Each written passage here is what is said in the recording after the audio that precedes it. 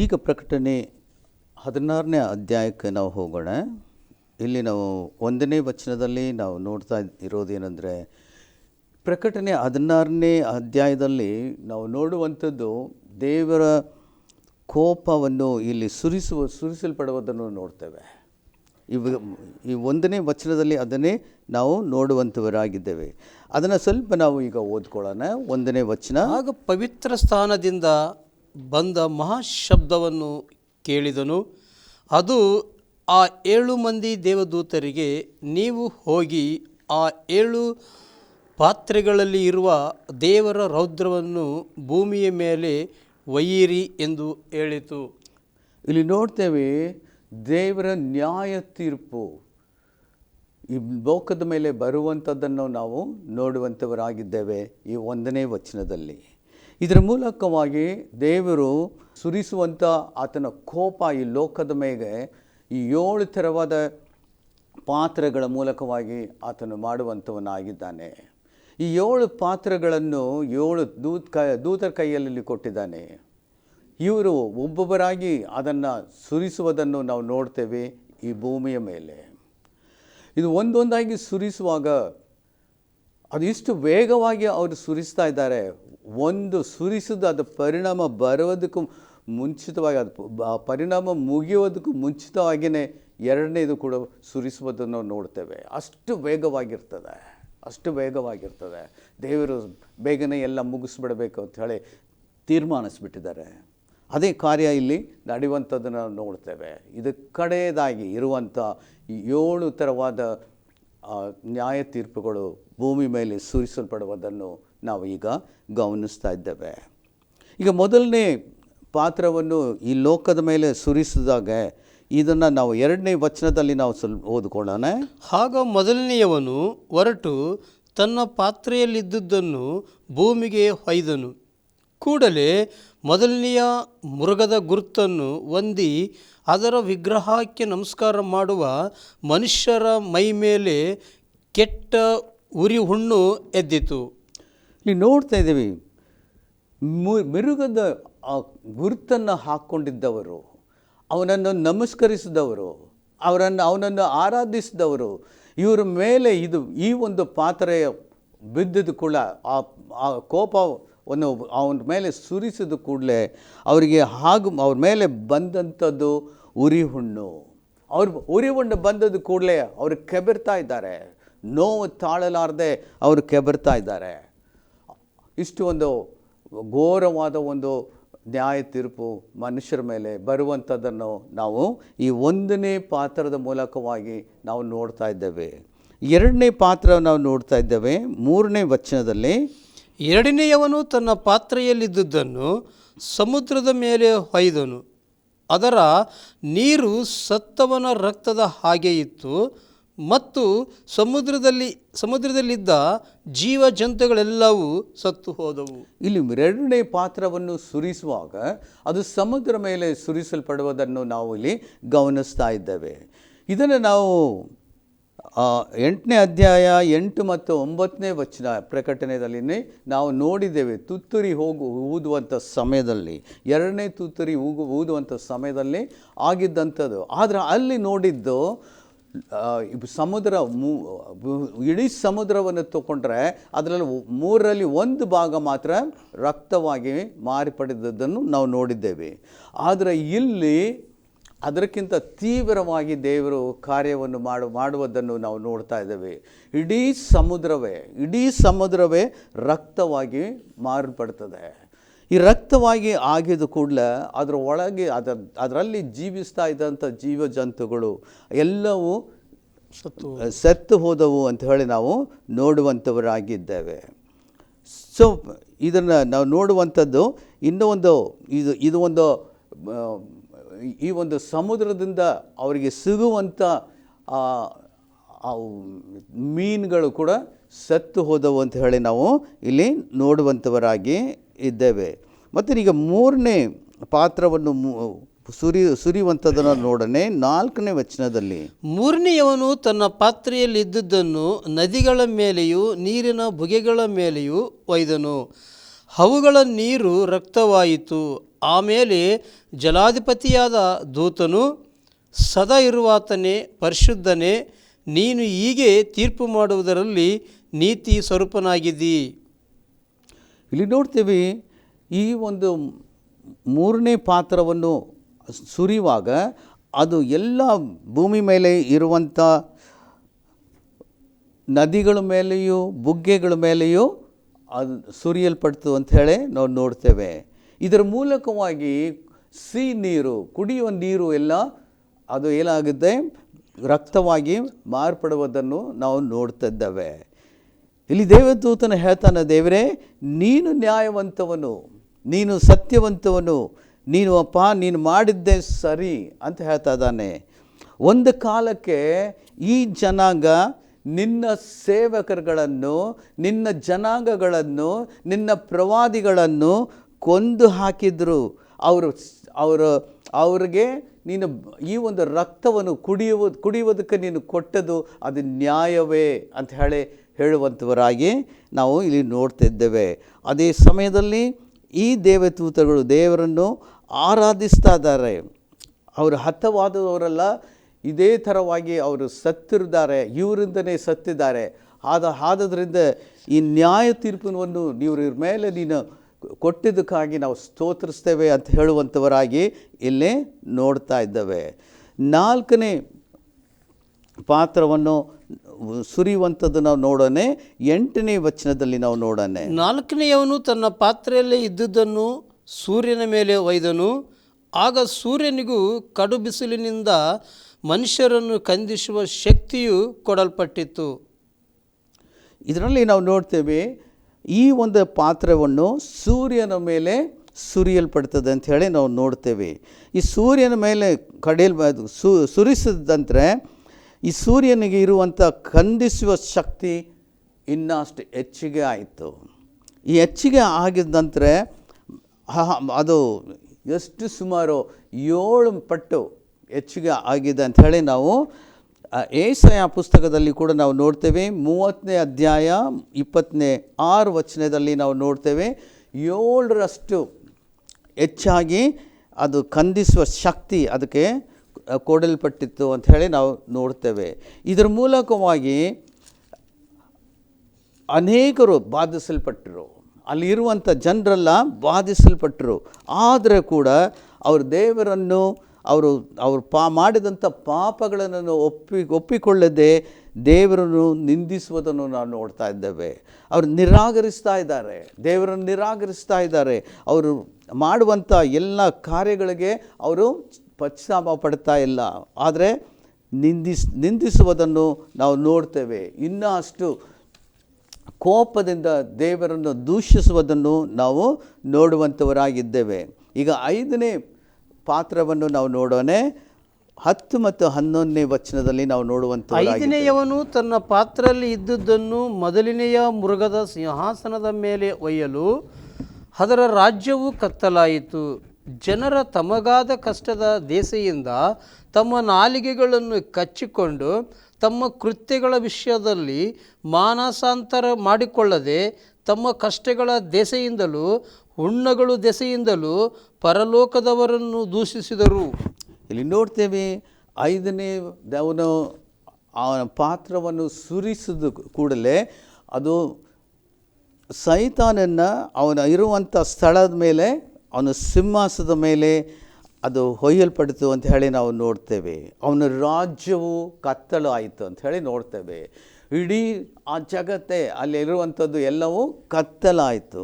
ಅಲ್ಲಿರುವಂಥ ಜನರು ಅವ್ರ ನಾಲ್ಗೆಗಳನ್ನು ಕಚ್ಚುತ್ತಾ ದೇವರನ್ನು ದೂಷಿಸುವುದನ್ನು ನೋಡ್ತಾ ಇದ್ದೇವೆ.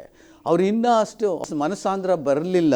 ಮನಸ್ಸಾಂದ್ರ ಬರದೆ ಅವರು ಪರಲೋಕ ದೇವರನ್ನು ಅವರು ದೂಷಿಸುವುದನ್ನು ನಾವು ನೋಡ್ತಾ ಇದ್ದೇವೆ ಇಲ್ಲಿ. ಈಗ 6ನೇದವನು ತನ್ನ ಪಾತ್ರೆಯನ್ನು ಸುರಿಸುವುದನ್ನು ನಾವು ನೋಡೋಣ. 12ನೇ ವಚನದಲ್ಲಿ ನಾವು ನೋಡೋಣ. 6ನೇಯವನು ತನ್ನ ಪಾತ್ರೆಯಲ್ಲಿ ಇದ್ದುದನ್ನು ಎಪ್ರೋಟಿಸ್ ಎಂಬ ಮಹಾನದಿಯ ಮೇಲೆ ಒಯ್ಯಲು ಅದರ ನೀರು ಇಂಗಿ ಹೋಯಿತು. ಇದ್ದುದರಿಂದ ಮೂಡಣ ದಿಕ್ಕಿನಿಂದ ಬರುವ ರಾಜರಿಗೆ ಮಾರ್ಗವು ಸಿದ್ಧವಾಯಿತು. ಇಲ್ಲಿ ನೋಡ್ತಾ ಇದ್ದೇವೆ, ಇಲ್ಲಿ ಈ ಒಂದು ಪಾತ್ರವನ್ನು ಇಪಿಪ್ರಿಟ್ಸ್ ನದಿ ಮೇಲೆ ಅದನ್ನು ಸುರಿಸಿದ ಕೂಡಲೇ ಆ ನದಿನಲ್ಲಿ ಇದ್ದಂಥ ನೀರು ಹಾಗೆ ಒಣಗಿ ಹೋಯಿತು ಅಂತ ಹೇಳಿ ನಾವು ನೋಡ್ತಾ ಇದ್ದೇವೆ. ಇದು ಒಣಗಿದ ಕಾರಣ ಏನಾಯ್ತು ಅಂದರೆ ಒಂದು ಮಾರ್ಗ, ಒಂದು ಹಾದಿ ಅವರಿಗೆ ಆಯಿತು ಅಂತ ಹೇಳ್ತಾ ಇದ್ದೇವೆ. ಇಲ್ಲೇನು ನೋಡ್ತಾ ಇದ್ದೇವೆ ಅಂದರೆ ಅರಸರುಗಳಿಗೆ, ಅಂದರೆ ಈ ಇಸ್ರಾಯೇಲ್ ಕೂಡ ಯುದ್ಧ ಮಾಡುವುದಕ್ಕಾಗಿ ಬರುವವರೆಗೆ ಒಂದು ಮಾರ್ಗವನ್ನು ದೇವರು ಉಂಟು ಮಾಡಿ ಕೊಡುವುದನ್ನು ನಾವು ಇಲ್ಲಿ ನೋಡ್ತಾ ಇದ್ದೇವೆ. ಇದು ಮಾರ್ಗ ಬೇಕಾಗಿದೆ ಪ್ರಿಯರೇ. ಈ ಒಂದು ಮಾರ್ಗದಿಂದಲೇ ಎಲ್ಲ ಅರಸರುಗಳು ಇಸ್ರಾಯೇಲ್ಗೆ ಬರುವಂಥವರಾಗಿರ್ತಾರೆ. ಇವರು ಆರ್ಮೆಗೆದೋನ್ ಯುದ್ಧಕ್ಕೆ ಬರುವಂಥ ಜನರಾಗಿರ್ತಾರೆ. ಇದ್ರ ಮಾರ್ಗದಲ್ಲಿನೇ ಬರುವಂಥವರಾಗಿ ನಾವು ನೋಡ್ತೇವೆ. ಇಷ್ಟು ಒಂದು ಕಠಿಣವಾದ ನ್ಯಾಯ ತೀರ್ಪುಗಳು ಈ ಲೋಕದ ಮೇಲೆ ದೇವರು ಸುರಿಸಲ್ಪಡುವುದನ್ನು ನಾವು ನೋಡ್ತಾ ಇದ್ದೇನೆ. ಆತನ ಕೋಪವನ್ನು ನಾವು ನೋಡ್ತಾ ಇದ್ದೇವೆ. ಎಷ್ಟು ಕೋಪವನ್ನು ನಾವು ನೋಡ್ತಾ ಇದ್ದೇವೆ ಅಂದರೆ, ಇವರು ಜನರೆಲ್ಲ ಇನ್ನೂ ಅವರು ಮನಸ್ಸಾಂತರ ಹೊಂದ್ತಾ ಇಲ್ಲ. ಅಷ್ಟು ಕೋಪದಲ್ಲಿ ಕೂಡ ಮನಸ್ಸಾಂತರ ಹೊಂದ್ತಾ ಇಲ್ಲ. ಆದರೆ ಯಾಕೆ ದೇವರು ಇಂಥ ಒಂದು ಕಠಿಣವಾದ ಶಿಕ್ಷೆಗಳನ್ನು ಇವರಿಗೆ ನೀಡ್ತಾ ಇದ್ದಾರೆ? ಕಾರಣವೇನೆಂದರೆ, ಇದೇ ಒಂದು ಕಡೆಯದಾಗಿ ಕೊಡುವಂಥ ಒಂದು ಅವಕಾಶ ಅವರಿಗೆ. ಇಂಥ ಒಂದು ಶಿಕ್ಷಣದಲ್ಲಿ ಕೂಡ ಅವರಿಗೆ ಒಂದು ಕಡೆಯದಾಗಿ ಒಂದು ಅವಕಾಶ ಇದೆ ದೇವರ ಕಡೆ ತಿರುಗುವುದಕ್ಕಾಗಿ. ಅದನ್ನೇ ದೇವರು ಇಲ್ಲಿ ಉಪಯೋಗ ಮಾಡ್ತಾ ಇದ್ದಾನೆ. ಅವರು ಕಠಿಣವಾದ ಶಿಕ್ಷೆ ಕೊಟ್ಟು ತನ್ನ ಪಕ್ಕ ಎಳೆಯುವುದಕ್ಕೆ, ಅಂದರೆ ನಾಶನಕ್ಕೆ ಹೋಗೋದಕ್ಕೆ ಬದಲಾಗಿ ಅವರು ದೇವರ ಕಡೆ ಎಳೆಯುವುದಕ್ಕಾಗಿ ದೇವರು ಮಾಡುವಂಥ ಕೃತ್ಯ ಇದು. ಅಷ್ಟೆಲ್ಲ ಆದರೆ ಕೂಡ ದೇವರು ಇಷ್ಟೊಂದು ಪ್ರೀತಿ ಅವ್ರ ಮೇಲೆ ಇಟ್ಟಿದ್ದು ಕೂಡ ಜನರು ದೇವರ ಕಡೆ ಮನಸ್ಸಾಂತರ ಹೊಂದುವುದು ನಾವು ನೋಡ್ತಾ ಇದ್ದೇವೆ. ಅದು ಆಗ್ತಾನೇ ಇಲ್ಲ. ಸೊ 16ನೇ ಅಧ್ಯಾಯ 13 ಮತ್ತು 14ನೇ ವಚನಕ್ಕೆ ನಾವು ಈಗ ಹೋಗೋಣ. ಮತ್ತು ಘಟಸರ್ಪ, ಮೃಗ, ಸುಳ್ಳು ಪ್ರವಾದಿ ಇವರ ಬಾಯಿಗಳಿಂದ ಕಪ್ಪೆಗಳಂತಿದ್ದ 3 ಅಶುದ್ಧ ಆತ್ಮಗಳು ಬರುವುದನ್ನು ಕಂಡನು. ಇವು ಮಹತ್ಕಾರ್ಯಗಳನ್ನು ಮಾಡುವ ದೆವ್ವಗಳ ಭೂಲೋಕದಲ್ಲೆಲ್ಲೆಯೂ ಇರುವ ರಾಜರ ಬಳಿಗೆ ಹೋಗಿ ಸರ್ವಶಕ್ತನಾದ ದೇವರ ದಿನದಲ್ಲಾಗುವ ಯುದ್ಧಕ್ಕೆ ಅವರನ್ನು ಕೂಡಿಸುವವು.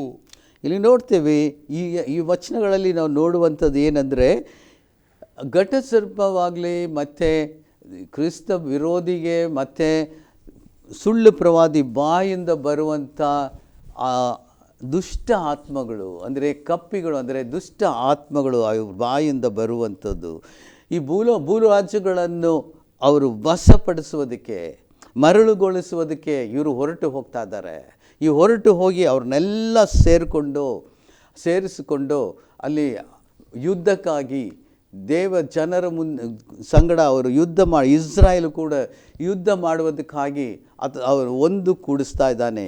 16ನೇ ವಚನದಲ್ಲಿ ನಾವು ನೋಡ್ತೇವೆ, ಆ ದೆವ್ವಗಳು ಭೂರಾಜರನ್ನು ಇಬ್ರಿಯ ಭಾಷೆಯಲ್ಲಿ ಆರ್ಮೆಗೋದನ್ ಎಂಬ ಹೆಸರುಳ್ಳ ಸ್ಥಳಕ್ಕೆ ಕೂಡಿಸಿದವು. ಇಲ್ಲಿ ನೋಡಿ, ಇಲ್ಲಿ ಒಂದು ಪ್ರಾಮುಖ್ಯವಾದ ಒಂದು ಶಬ್ದ ನಾವು ನೋಡ್ತಾ ಇದ್ದೇವೆ. ಈ ದೆವ್ವಗಳು ಭೂರಾಜ್ಯಗಳನ್ನು ಎಲ್ಲರೂ ಗೂಡಿಸಿ ಎಲ್ಲಿ ಬರ್ತಾ ಇದ್ದಾರೆ? ಗೂಡಿಸೋದು ಎಲ್ಲಿ? ಆರ್ಮೆಗೋದನ್ ಸ್ಥಳಕ್ಕೆ ಬರ್ತಾ ಇದ್ದಾರೆ. ಆರ್ಮೆಗೋದನ್ ಸ್ಥಳ, ಅಲ್ಲಿ ಯುದ್ಧ ಆಗೋದಿಲ್ಲ, ಆದರೆ ಅಲ್ಲಿ ಎಲ್ಲ ಭೂರಾಜರುಗಳು ಬಂದು ಗೂಡಿಸುವುದೇ ಇಲ್ಲಿ ಆಗುವಂಥದ್ದು ನಾವು ಇಲ್ಲಿ ನೋಡ್ತಾ ಇದ್ದೇವೆ. ಹಾಗಾದರೆ ಇದಕ್ಕೆ ಈ ಒಂದು ಆರ್ಮೆಗೋದನ್ ಇರುವಂಥ ಸ್ಥಳ ಮೆಗಿದೋ ಅಂತ ಹೇಳುವಂಥ ಒಂದು ಪಟ್ಟಣಕ್ಕೆ ಇರುವಂಥ ಸ್ಥಳವಿದು. ಅದಕ್ಕೆ ಆರ್ಮೆಗೋದನ್ ಅಂತ ಹೇಳಲ್ಪಡ್ತದೆ. ಮೆಗಿದೋನ್ ಜಜ್ರೀಲ್ ಕಣಿವೆಗೆ ಎದುರು ಕಡೆ ಇರುವಂಥ ಒಂದು ಪಟ್ಟಣ ಇದು. ಈ ಒಂದು ಶಬ್ದ ಆರ್ಮಗದೋನ್ಗೆ ಶಬ್ದ ಬರುವುದು ಹಾರ್ ಅಂತ ಹೇಳಿ, ಹೀಬ್ರೂನಲ್ಲಿ ಅದು ಬೆಟ್ಟೆ, ಮತ್ತು ದಾನ್ ಅಂತ ಹೇಳಿದರೆ ಆರ್ಮೆಗದೋನಲ್ಲಿ ಇದ್ದ ಬೆಟ್ಟೆ, ಅದು ಮೆಗಿದೋದಲ್ಲಿ ಇದ್ದಂಥ ಬೆಟ್ಟೆ ಅಂತ ಹೇಳಿ ಅರ್ಥವದು. ಸೊ ಇಲ್ಲಿ ಈ ಒಂದು ಸ್ಥಳದಲ್ಲಿ ಈ ಒಂದು ಯುದ್ಧ ಆಗುವುದಿಲ್ಲ. ಆದರೆ ಈ ಸ್ಥಳದಲ್ಲಿ ಇವರು ಎಲ್ಲರೂ ಒಂದು ಅಲ್ಲಿ ಕೂಡಿ ಮತ್ತೆ ಮುಂದೆ ಹೋಗುವಂಥ ಸ್ಥಳಕ್ಕೆ ನಾವು ಈಗ ನೋಡೋಣ. ಈ ಒಂದು ಸ್ಥಳಕ್ಕೆ ಮುಂದೆ, ಈ ಒಂದು ಕಣಿವೆಯ ಮುಂದೆ ಸುಮಾರು 57 ಮೈಲ್ ದೂರದಲ್ಲಿ ಯೆರೂಸಲೇಮ್ ಪಟ್ಟಣ ಇದ್ದಾವೆ. ಆ ಪಟ್ಟಣ ನಾವು ಪ್ರಕಟಣೆ 14:20 ನಾವು ನೋಡ್ತೇವೆ. ಅಲ್ಲಿ ಪಟ್ಟಿರುವುದು ಈ ಮೆಗಿದೋ ಕಣಿವೆ ಅದು ಕೆದ್ರೋನ್ ಕಣಿವೆಗೆ ಸೇರಿ ಇರುವಂಥದ್ದನ್ನು ನೋಡ್ತೇವೆ. ಈ ಕೆದ್ರೋನ್ ಕಣಿವೆ ಇರುವುದು ಯೆರೂಸಲೇಮ್ ಪಟ್ಟಣಕ್ಕೆ. ಇದು ಸುಮಾರು 57 ಮೈಲ್ಗಳ ದೂರದಲ್ಲಿ ಇರುವಂಥದ್ದು. ಇಲ್ಲಿ ಮೆಗದೋನಲ್ಲಿ ಎಲ್ಲರೂ ಇಲ್ಲಿ ಕೂಡಿ ಇವರು ಮುಂದೆ ಹೋಗುವಂಥ ಸ್ಥಳ ಆ ಕೆದ್ರೋನ್ ಕಣಿವೆಗೆ, ಅಲ್ಲಿಯೇ ಯುದ್ಧ ನಡೆಯುವಂಥದ್ದನ್ನು ನಾವು ನೋಡ್ತೇವೆ. ಇದರ ಬಗ್ಗೆ ನಾವು ಜಕರ್ಯ 14ನೇ ಅಧ್ಯಾಯ 1-15 ವಚನವರೆಗೆ ಈ ಯುದ್ಧ ನಡೆಯುವಂಥ ಸ್ಥಳದ ಕುರಿತು ನಾವು ನೋಡುವಂಥವರಾಗಿದ್ದೇವೆ. ಹಾಗಾದರೆ ನಾವೀಗ 7ನೇ ಪಾತ್ರಕ್ಕೆ ನಾವು ಹೋಗೋಣ. 7ನೇ ಪಾತ್ರವನ್ನು ಸುರಿಸುವುದು ನಾವು 16ನೇ ಅಧ್ಯಾಯ 17 ಮತ್ತು 17-21ನೇ ವಚನವರೆಗೆ ನಾವು ನೋಡೋಣ. 7ನೇಯವನು ತನ್ನ ಪಾತ್ರೆಯಲ್ಲಿ ಇದ್ದುದನ್ನು ವಾಯುಮಂಡಲದ ಮೇಲೆ ಒಯ್ಯಲು ದೇವಾಲಯದಲ್ಲಿ ಇರುವ ಸಿಂಹಾಸನದ ಕಡೆಯಿಂದ ಮಹಾಶಬ್ದವು ಉಂಟಾಗಿ ಆಯಿತು ಎಂದು ಹೇಳಿತು. ಆಗ ಮಿಂಚುಗಳು, ವಾಣಿಗಳು, ಗುಡುಗುಗಳು ಉಂಟಾದವು. ಇದಲ್ಲದೆ ಮಹಾಭೂಕಂಪವಾಯಿತು. ಮನುಷ್ಯರು ಭೂಮಿಯ ಮೇಲೆ ಇಂದಿನಿಂದ ಅಂಥ ದೊಡ್ಡ ಭೂಕಂಪವಾಗಲಿಲ್ಲ. ಮಹಾಪಟ್ಟಣವು 3 ಭಾಗವಾಯಿತು. ಜನಾಂಗಗಳು, ಪಟ್ಟಣಗಳು ಬಿದ್ದವು. ಇದಲ್ಲದೆ ದೇವರು ದೊಡ್ಡ ಬಾಬೇಲಿನ ಜ್ಞಾಪಿಸಿಕೊಂಡು ತನ್ನ ಉಗ್ರ ಕೋಪವೆಂಬ ದ್ರಾಕ್ಷಿರಸದ ಪಾತ್ರೆಯನ್ನು ಅವಳಿಗೆ ಕುಡಿಯಲು ಕೊಟ್ಟನು. ಆಗ ದೀಪಗಳೆಲ್ಲ ಓಡಿ ಹೋದವು, ಬೆಟ್ಟಗಳು ಸಿಕ್ಕದೆ ಹೋದವು ಮತ್ತು ಆಕಾಶದಿಂದ ಮನುಷ್ಯರ ಮೇಲೆ ದೊಡ್ಡ ಆನೆಕಲ್ಲಿನ ಮಳೆ ಸುರಿಯಿತು. ಇಲ್ಲಿ 7ನೇ ಪಾತ್ರವನ್ನು ಸುರಿಸಿದ ಕೂಡಲೇ ನಾವು ನೋಡುವಂಥದ್ದು ಭೂಮಿ ಮೇಲೆ ನಡೆದಂಥ ಒಂದು ಮಹಾದೊಡ್ಡ ಭೂಕಂಪ ಆಯಿತು ಅಂತ ಹೇಳಿ ನೋಡ್ತಾ ಇದ್ದೇವೆ. ಯೆರೂಸಲೇಮ್ ಪಟ್ಟಣವು 3 ಭಾಗವಾಗಿ ಅದು ವಿಭಾಗವಾಯಿತು ಅಂತ ಹೇಳಿ ನಾವು ನೋಡ್ತಾ ಇದ್ದೇವೆ. ಅದು ಮಾತ್ರವಿಲ್ಲ, ದೊಡ್ಡ ದೊಡ್ಡ ಹಣೆಕಲ್ಲು ಸುಮಾರು 100 ಪೌಂಡ್ ಅಂತಾರೆ ಅಷ್ಟು ಒಂದು ಹಣೆಕಲ್ಲುಗಳು ಮನುಷ್ಯರ ಮೇಲೆ ಬಿದ್ದದ್ದನ್ನು ಇಲ್ಲಿ ಬರೆಯಲ್ಪಟ್ಟಿದೆ. ಆದರೆ ಕೂಡ ಜನರು ತನ್ನ ಪಾಪಗಳನ್ನು ಒಪ್ಪಿಕೊಳ್ಳದೆ ದೇವರನ್ನು ದೂಷಿಸುವುದನ್ನೇ ನಾವು ನೋಡ್ತಾ ಇದ್ದೇವೆ ಈ ಒಂದು ಪಾತ್ರ ಸುರಿಸಿದಾಗ. ಈಗ ನಾವು 17ನೇ ಅಧ್ಯಾಯಕ್ಕೆ ನಾವು ಹೋಗುವಂಥವರಾಗಿದ್ದೇವೆ. ಈ 17ನೇ ಅಧ್ಯಾಯದಲ್ಲಿ ನಾವು 2 ಕಾರ್ಯಗಳನ್ನು ನಾವು ನೋಡುವಂಥವರಾಗಿದ್ದೇವೆ. ಮೊದಲು ನೋಡುವಂಥದ್ದು ವಿಶ್ವ ಧಾರ್ಮಿಕ ವ್ಯವಸ್ಥೆ ಅಂತ ಹೇಳಿ ನಾವು ಒಂದು ನೋಡ್ತಾ ಇದ್ದೇವೆ. ಎರಡನೇದಾಗಿ ನಾವು ನೋಡ್ತಾ ಇರೋದು ವಿಶ್ವ ಆರ್ಥಿಕ ವ್ಯವಸ್ಥೆ ಅಂತ ಹೇಳಿ ನಾವು ಅದನ್ನು ಸ್ವಲ್ಪ ವಿವರವಾಗಿ ನಾವು ನೋಡುವಂಥವರಾಗಿದ್ದೇವೆ. ಇದು ಮೊದಲನೇದಾಗಿ ವಿಶ್ವ ಧಾರ್ಮಿಕ ವ್ಯವಸ್ಥೆ ಅಂತ ಹೇಳಿ ನಾವು ನೋಡುವಾಗ ಅದು ಬಾಬಿಲೋನ್ಗೆ ಸಂಬಂಧಪಟ್ಟ ಒಂದು ವಿಷಯವಾಗಿದೆ. ಇದರಲ್ಲಿ ನಾವು ನೋಡುವಂಥದ್ದು ಏನೆಂದರೆ ಅದು ಹೇಗೆ ಆಯಿತು. ಈ ಧಾರ್ಮಿಕ ಅಂತ ಹೇಳುವಾಗ ವಿಶ್ವದಲ್ಲಿ ಒಂದೇ ಧರ್ಮ ಆಗಬೇಕಂತ ಹೇಳಿ ಆಗುವಂಥ ಕ್ರಿಯೆಗಳು ಅದು ಪ್ರಾರಂಭ ಆಗಿದ್ದೇ ಬಾಬಿಲೋನ್ನಲ್ಲಿ ಆಗಿದೆ ಅಂತ ಹೇಳಿ ನಮಗೆ ಗೊತ್ತಾಗ್ತಾ ಇದೆ. ಸೊ ಇದು ಹೇಗೆ ನಡೀತು ಅಂಥೇಳಿ ನಾವು ಈಗ ನೋಡೋಣ. ನಾವು ಇದಕ್ಕೆ ನಾವು 17ನೇ ಅಧ್ಯಾಯ 1-6ನೇ ವಚನವರೆಗೆ ನಾವು ನೋಡೋದಾದರೆ ಅಲ್ಲಿ ನಾವು ನೋಡುವಂಥದ್ದು ಏನಂದರೆ ಒಂದು ಮಹಾ ಜಾರುವ ಸ್ತ್ರೀ ಅಂತ ಹೇಳಿ ನಾವು ಅಲ್ಲಿ ಓದ್ತಾ ಇದ್ದೇವೆ. ಮತ್ತು 5ನೇ ವಚನದಲ್ಲಿ ನಾವು ಸ್ವಲ್ಪ ಓದ್ಕೊಳ್ಳೋಣ. ಅವಳ ಕುರಿತು ಇಲ್ಲಿ ಬರೆಯಲ್ಪಟ್ಟಿರೋದು ನಾವು ನೋಡೋಣ. ಯಾರು ಇವಳು?